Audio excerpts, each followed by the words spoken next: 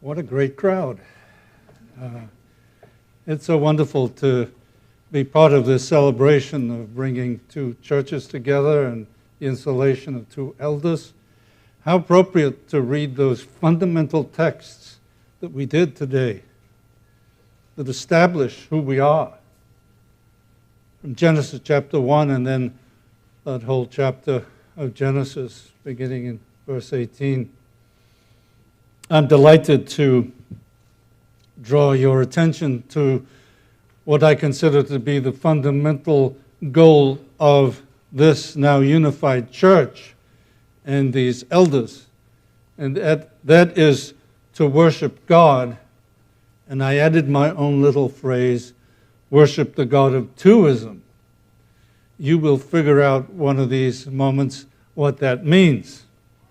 But it goes all against the way we are now taught to think, as a matter of fact, the God of twoism. And I think it's important as we establish this unified church that we realize in what context the Lord is calling us now to witness. This is a scary time, as that paragraph in the bulletin lays it out. But specifically, we live in a time of what's called cancel culture. This is the context in which we're called upon to preach the gospel, and a cancel culture no less. Cancel culture seemed to begin very recently. Somebody said it began around 2017 with public pile-ons criticizing persons or businesses or movements. And we've seen it in some of these major big techs in Twitter, Facebook, YouTube, how they like to cancel people with whom they don't agree. And this becomes a sort of censorship that can silence important voices, including the Christian voice, by the way, through intimidation. There's one particular piece of news that probably some of you saw, which is a direct attempt to cancel Christianity. It has to do with the announcement a week or so ago of the ethnic studies curriculum for children in California in the education system. Did any of you see that? Oh, good, I'm telling you something new, which you should know about, by the way, if your children go to a California school. It's intended for the 10,000 public schools, which includes, I understand, 6 million children. And it's based on the pedagogy of the oppressed. You can hear in the way this is described something of what we call critical race theory, the oppressed and oppressors and so on. This is a neo-Marxist ideology, as a matter of fact, that is making its way through the culture. Because children need to be shown how to attain critical consciousness. This is not my term, it's the term that I'm using from the article. In their capacity to overthrow their oppressors. All right, so we've got children now ready to overthrow the oppressors. Well, who are the oppressors? Well, unfortunately, the oppressors are those who are racists, who are bigoted, who are discriminatory. By the way, there's nothing wrong in discrimination. When you choose one restaurant over another, you've made a discriminatory decision. So discrimination as such is not bad. But here it is. Also, imperialistic colonial beliefs white supremacy, and other forms of power and oppression. So our children are now being taught to be aware of this oppressive movement. And they're called upon to rediscover the beliefs of the original Americas, to rediscover the gods of the Aztecs and the Mayans, which when Christianity came to Central America, eliminated. They murdered the gods of the Aztecs. What an awful thing to do. But you know about the Aztecs, don't you? They were the ones skilled in producing what were called skull racks. One was discovered last year in Mexico City, buried. 100 skulls set carefully in place on a rack. Now, those skulls were not the skulls simply of defeated soldiers, but of women and children. So that this was a statement warning people to make sure they worship the right gods. And by the way, these skull racks have been found throughout Central America. But they don't mention that in the article about this new respect for oppressed groups.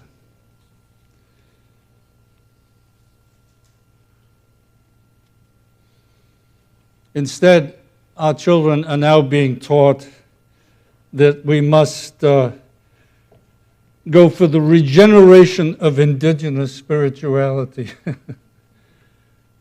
Aren't we happy about that? When you know exactly what that spirituality was.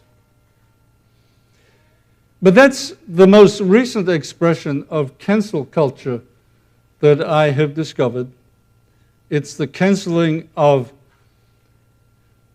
European religion and the system of thinking, which of course is Christianity.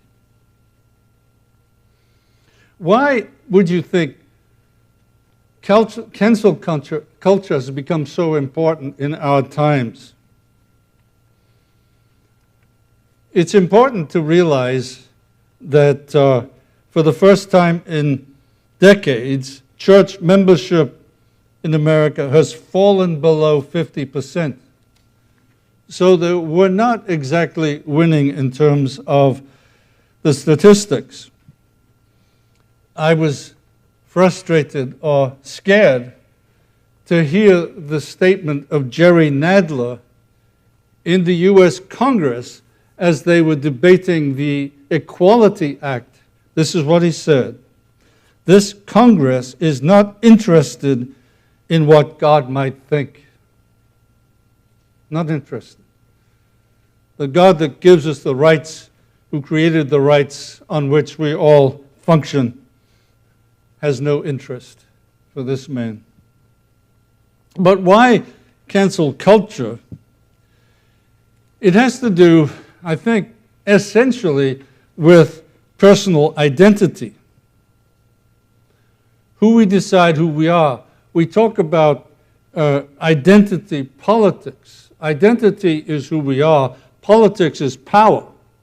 So how do we impose our identities is the question. And it's deeply personal, of course, and greatly contested. It's associated with victimhood and grievance. And in this period of the absence at the deepest level of the meaning of who we are, little wonder that we have now this conflict over our identity. If there's no place to go in common to find out who we are, then we'll know conflict as to our identities. So how did Christians respond? That was that was part of my introduction, by the way, in case you're keeping score. This is the scary context in which you folks are called to witness to the gospel today. How do we respond? Especially in the light of the fact that politics is becoming more and more pagan and more confrontational. You can see how Genesis 1 and Romans 1 present a very strong statement of truth, of identity. But I think we need to be reminded that we must show respect for our fellow human beings as Christians. Even as we are called upon to preach this very clear gospel, that we do so showing respect for other human beings. But as I say, the foundation on which we are called now to witness in the world is a very confrontational foundation. I'm taking my remarks from Romans 1:18 and following, which presents only two worldviews, and then says specifically how we live out these worldviews in three different areas. So you've got my sermon. What is the worldview, and what are the three areas in which we live that out? The key phrase is verse 25. It's probably the most important verse in the Bible. You thought John 3:16 was the most important verse in the Bible. I guess arguments could be made for that. But here's a verse with only 17 words in the English language that says absolutely everything about everything. I wish I could write that way. My sermons would be less long. But you've got to stick with me now. But here's the phrase it's given. The Apostle Paul, with incredible understanding, obviously inspired by the Spirit, says, they exchanged the truth of God for, our translations say a lie. It's actually the lie in Greek. Exchanged the truth of God for the lie and worshipped the creation rather than the Creator, who is blessed forever. In other words, there are only two options. You thought religion was complicated. You thought there were 1,000 different religions, and how do you make your way through all of this stuff? Actually, there are only two. That's what the Apostle Paul says. We human beings are faced with a fundamental question of what is true and what is false. And you either worship the Creator, Genesis 1 you read, or you worship the creation, which is the result of what the Creator did. And as I looked at this text, I thought to myself, this is so simple. We need at least some simple terms by which to express it. And I thought to myself, the Creator and the creation are two fundamentally different things.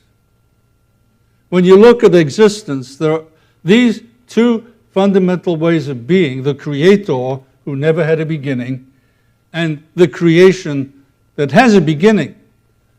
So major distinctions in reality. Why not call that twoism? Because that's the fundamental way of looking at life, a twoist way. I cannot stop saying right now what kept hitting me as we read Genesis 1 this morning. The number of times, did you notice the number of times it says God separated? God separated from us as the Creator, puts separations in the creation to make it work. So male and female are separate to make them work so that we can actually have a history of humanity. Other notions of sexuality don't work if you want to create a humanity. So God is making separations as the great one who is separate from us. Oneism, on the other hand, is the belief, and clearly, as the Apostle Paul says, it's the belief that matter is eternal and therefore is worthy of worship. It's ultimate. Matter is everything. That's why people worship nature, because they don't have another way of thinking about it. Which means, of course, then, that ultimately everything is the same. And that's why we often see in pagan thinking the rejection of distinctions, rejection of the conjunctio oppositorum, no extra fees in the offering plate for special words that you learned from me this morning. The conjunctio oppositorum means the joining of the opposites. That's what you read everywhere in pagan thinking. And we're seeing it today all over the place in the rejection of the so-called binary. Binary means opposites, differences. You don't think that that has behind it an ideology? Or are we just being nice to people, that we don't want them to fall out? So let's forget about the binary. No, these are two fundamental forms of religion. They're the only two. I would suggest, young people, this is a great way to do evangelism. So listen hard at what I say. I think that today, more than any other day, we should be doing evangelism based on this distinction between oneism and twoism. Because that's where people finally understand that that's where they are. They are either in a oneist or twoist camp. And it's very difficult. It's very easy to understand that. In fact, I've had experiences myself where I described something to someone, and I said, "You're a oneist." Now, I knew I wouldn't offend him because nobody knows what oneism is. Where if you said you're a pagan, people would get mad. But you tell them you're a oneist and they say, "You know, you're right. That's exactly how I believe. Oh, by the way, you're a pagan." I was interested to find, though, that one of the most important British theologians of the 20th century said this. Listen. There are probably ultimately only two possible answers to the question of origins. And they recur at different places in all ages, either that the universe is the result of creation by a free personal agency, the creator, or that in some way or other it creates itself. The answers are not finally compatible and require a choice, either between them or an attitude of agnostic refusal to decide. That was stated by a very deep thinker. I was glad to find that out because I don't think I'm that deep a thinker, so I'd like to have encouragement from people like that. But I think you can see in the text that was read to us that we do see these fundamental distinctions. And the distinctions are between the truth and the lie. Paul knows how to speak about the lie. And the fact that in the Greek you have the definite article to makes you wonder why the translations say a lie. No, Paul wants to talk about the lie. In 2 Thessalonians 2:11 he says, "For this reason God sends them a powerful delusion so that they will believe the lie." Paul knew there was a particular lie, and it's the one that's figuring here in Romans 1:25. And if you set out this text, this little verse, you see that you have definite articles throughout it. They exchanged the truth for the lie and worshiped the creation rather than the Creator. So you have this contrast between two thes, between two ways of thinking. And the lie, of course, is the lie, the original lie of Satan in the garden, which is why the Apostle Paul calls paganism the doctrine of demons in 1 Timothy 4:1, because they deny the reality and goodness of the Creator as expressed in his works, 1 Timothy 4:3-4. The lie, then, is the lie that refuses the Creator.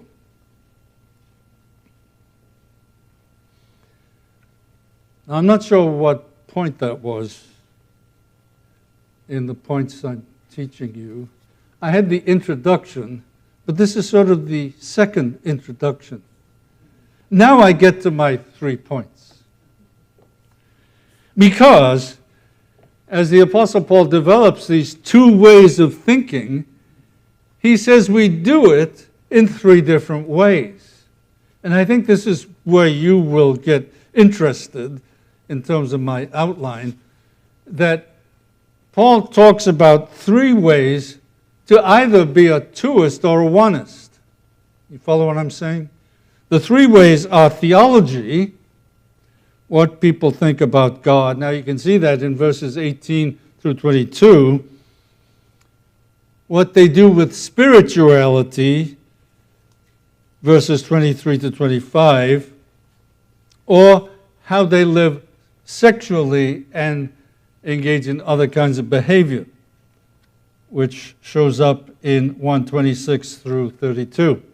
But I want to simplify it, that Paul actually does these 3 distinctions in this one 17-word verse, verse 25.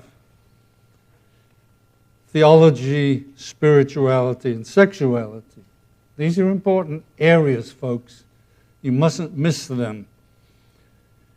In Romans 1:25, the truth about God they exchanged for the lie. That's theology. And they worshipped. That's spirituality. And they served. That's actions. So we have the 3 areas in this one tiny little verse.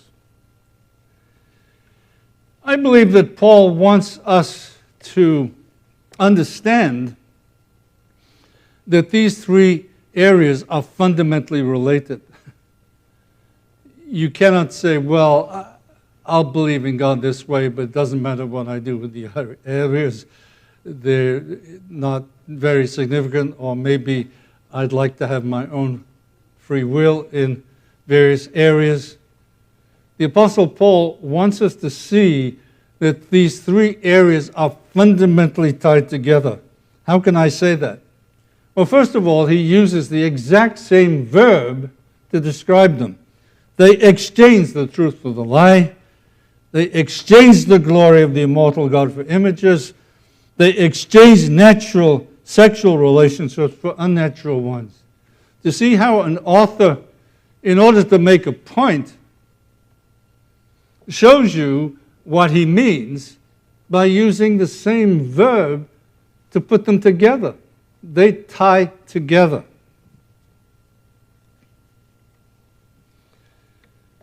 And so I think we, in order to understand what Paul is saying, need to see that he's trying to lay out a whole worldview of theology, spirituality, and sexuality.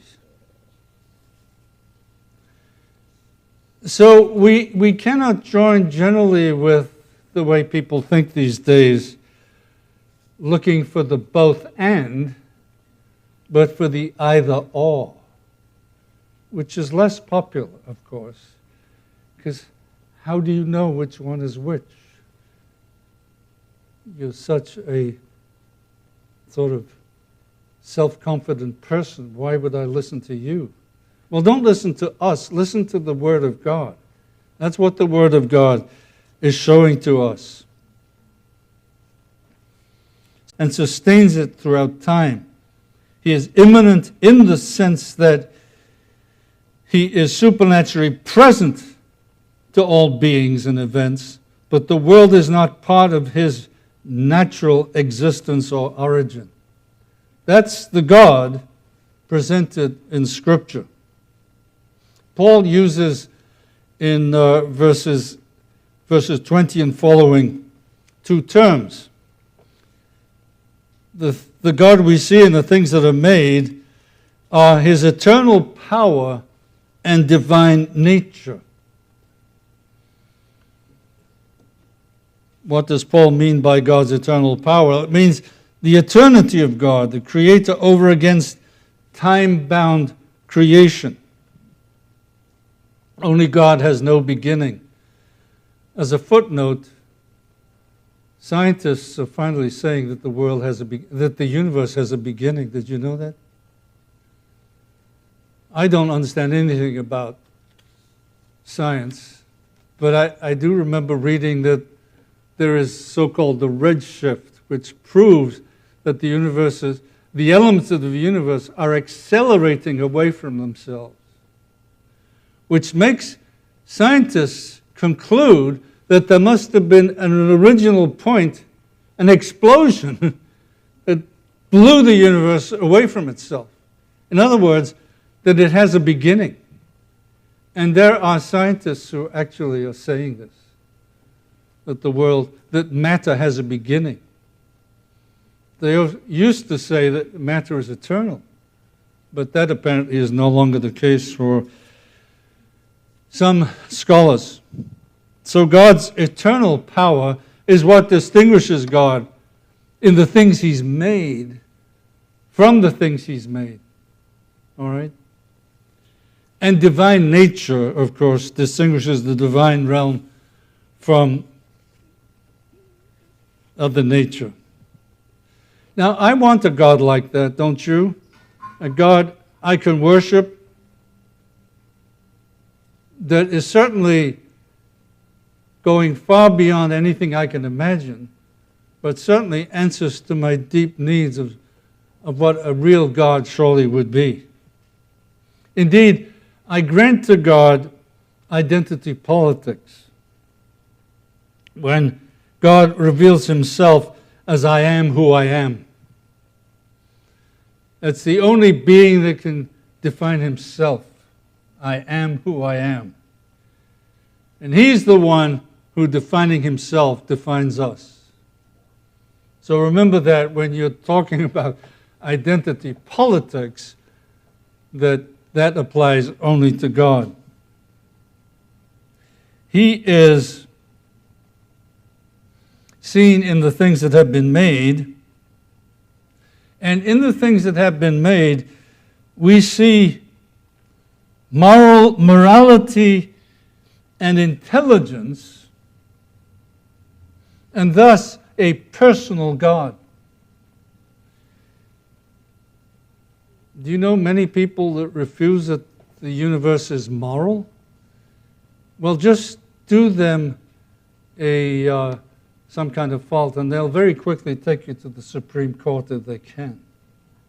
Because we believe in morals. We believe the universe is an ethical universe. And it's also an intelligent universe. It is so intelligent that things that make us tick, our DNA, are so complicated, we still cannot invent that system ourselves. This is what scientists are now saying. And they're leaving Darwin by the scores. Because Darwin had no clue about the complexity of the DNA system. So we're looking at matter, or a universe that is both moral and intelligent. But then we have to come up with the origin of this universe, which is the Creator. But the Creator, because of morality and intelligence, must be personal. That's why God, is the Creator in the Old Testament even, is called, God the Creator is called Father. Is it not your Father who created you, who made you and established you? So because God is personal, He is also the Redeemer of the universe.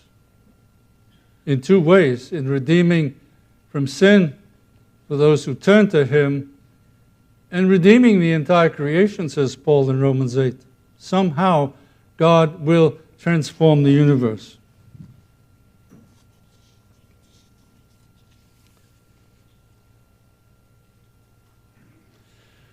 I've so enjoyed singing these old hymns. Where's that pianist? Where is he? Where's the pianist?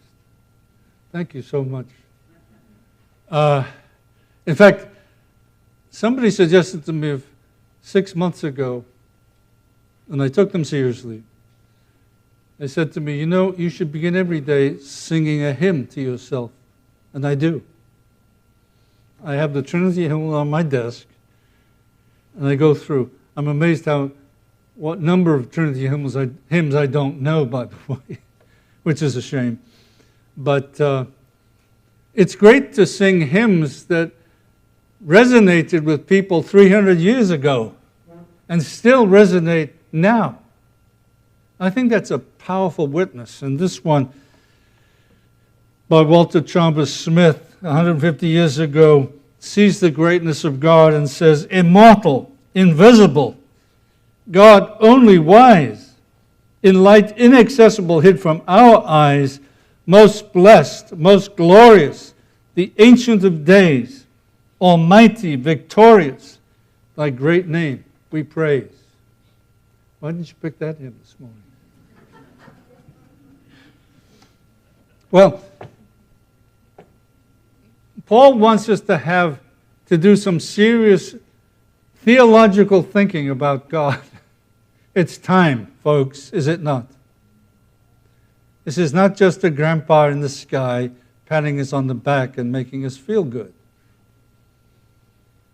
Well, without excuse, if we don't draw from what we see in the universe a personal being of immensity and mystery, nevertheless the creator of all things. So I get to my second point. How am I doing for time? I have no clue. Can I just keep going until you all walk out? Spirituality. I'd better go quicker because Clayton didn't give me an exact thumbs up there.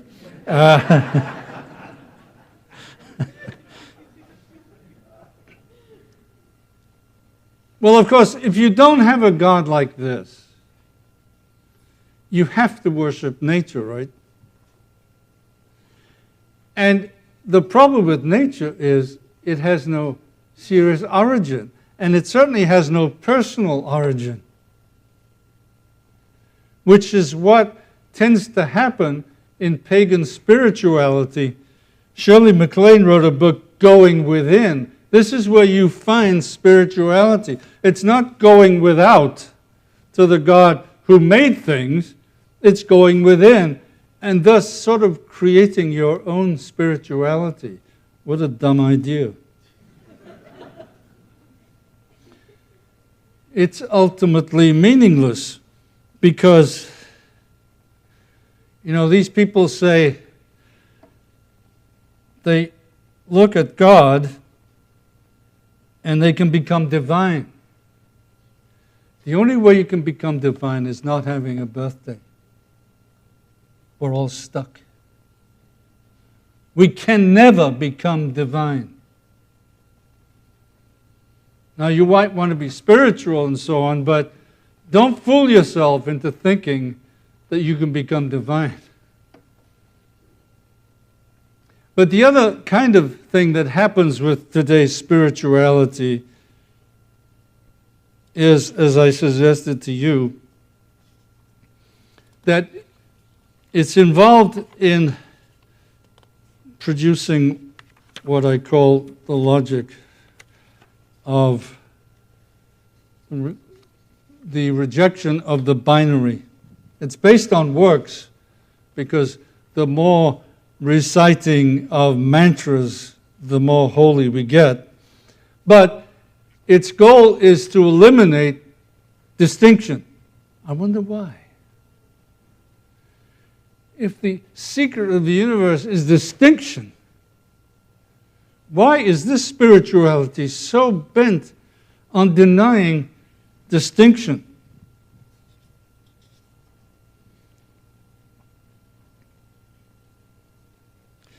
I guess if you get rid of distinctions, you don't have a bad conscience. Because one of the fundamental distinctions that you have to get rid of is good and evil. Carl Jung said when he went to India, he saw that the Hindus had gotten rid of good and evil, and he thought that must be fine. But the problem is, evil doesn't go away, does it? I read one of these spiritual people that said, Hitler's in heaven. Hitler's in heaven because what he did were not crimes but mistakes. Tell that to 6 million Jews. Sorry, I messed up. So we can't get rid of good and evil if our spirituality is involved in that. But of course it also is involved in thinking. This is one of the things that I have noticed in this spirituality. Getting rid of the binary wants to stop you thinking intelligently. Did you realize that? This sort of meditation of repeating things over and over and over again, it drives you nuts. It literally does. I have the example of a 500-page book by an academically trained psychotherapist who joined a mindfulness meditation group and faithfully went to that group for 30 years. So she gave it a chance. And she finally wrote a 500-page book denouncing the whole thing. And she said, what you're asked to do is understand that the world is just an illusion. The self and the other must be destroyed. She left the group after 30 years, convinced she was losing her mind. That's the great danger. When you get rid of twoism, you go nuts. Indeed, the whole DNA is based on twoism. You know, the distinction between things makes things function.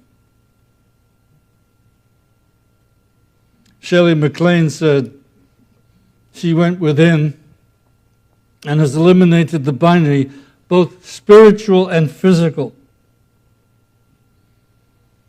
And that brings me to my third point. Oof, you say. Sexuality. What's the biblical view of sexuality over against this onist view of sexuality? Should we make the distinction? Does the Bible have anything deep to say about sexuality in terms of its fundamental meaning? Do we go within to the same, or do we go outside ourselves to the other? That which is different, to the same which is homo, Greek for the same, or hetero, which is Greek for the other. You see, it's definitely part of this way of seeing in terms of either oneism or twoism. And because God created the world in terms of twoism, this is why the Apostle Paul says that those that engage in this kind of sexuality, homosexuality, engage in what is unnatural, contrary to nature. That is, it doesn't work in terms of the way God made the world.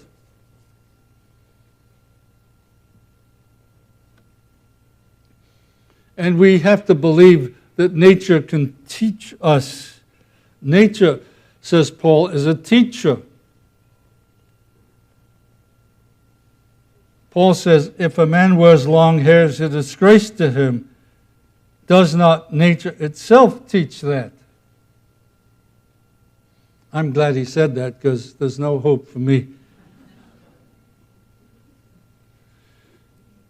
And yet it's very odd that onist sexuality always seems to want to tend towards getting rid of distinctions, like in everything else.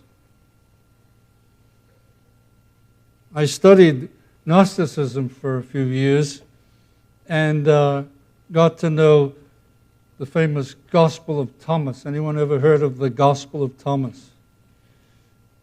Guess how this gospel ends up.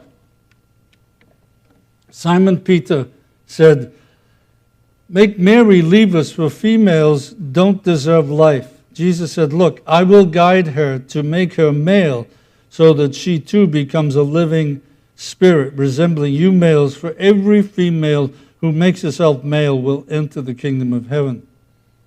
This is ancient transgenderism, folks. In the name of spirituality that came strongly into the church in the 2nd and 3rd centuries, we're reading here a form of transgenderism.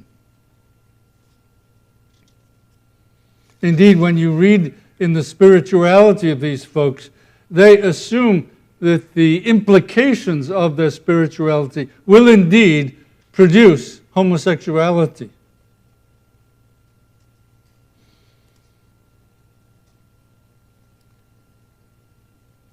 Is sexuality spiritual? Or is it a personal choice? Is it our civil rights to do whatever we feel is driving us? Well, there are all kinds of secondary reasons why people practice these kinds of sexualities. Dysfunctional family, a natural tendency, human rights for our emotions. And we must also recognize these people are made in God's image. So this is not the reason for making fun of anybody. But I ask the question again, is sexuality spiritual? If you're witnessing to a friend who's a homosexual, maybe you can use this text this way. Because the answer is yes. And the answer is yes because verse 26, following verse 25 that made this massive statement about the nature of existence, says, for this reason. You see that? For this reason. And then Paul goes in to explain the practice of homosexuality. It's fundamentally tied to a way of thinking ultimately about life. And I'm going to jump through a whole pile of things here because I have no idea what the time is. It's 11:15.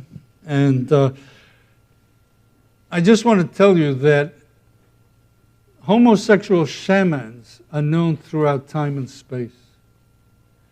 Shamans, in terms of pagan cults, use homosexuals as their leaders.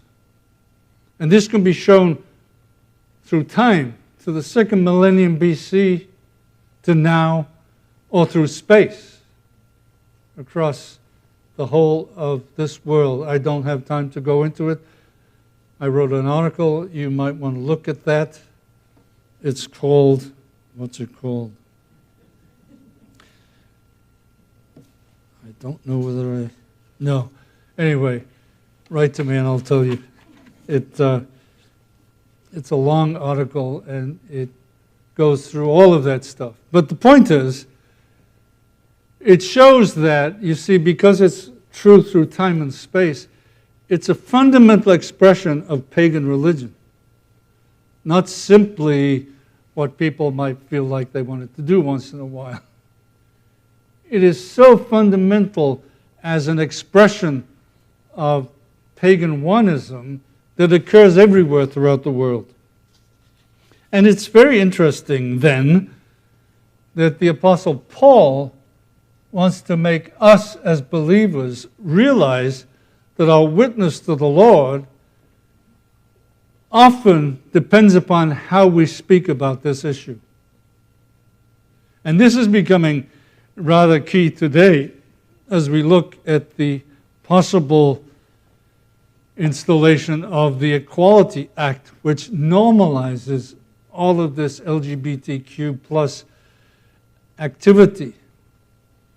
And you may not feel like you want to take this on, folks. I understand, but the Apostle Paul tells us this is where we have to make a stand and witness to God in a cosmic manner. Both to witness to the patriarchal nuclear family in Ephesians 3:14, he says that, from whom the entire patria in heaven and earth derives its name. So this is something that goes throughout the cosmos, is the place of the Father, and thus, by implication, of the family. God's name is known everywhere because of this family structure. But also heterosexual marriage, what we call today opposite sex monogamy. Opposite sex monogamy. Paul says this is crucial to understanding who God is. Do you realize that? He says, I have a mystery I want to tell you about. And in Ephesians 5:31, he cites Genesis 2:24, the installation of marriage. And he says, I have a mystery to tell you. Now, a mystery in Paul's language is he knows something about an Old Testament text that is not obvious, but is fundamentally present there. So that we can say that when God installed marriage, he meant, and eventually it came out to be clear, he meant to say something about his love for human beings, the gospel. Because Paul immediately applies it to Christ's love for the church. You see, it's the love of the other. It's not the love of the same, it's the love of the other for what is different. And so the gospel is an expression of the heterosexual nature of why God created us, male and female, to participate in marriage. So this is not just a sort of a closed-minded, right-wing problem with the development of human beings in the 21st century.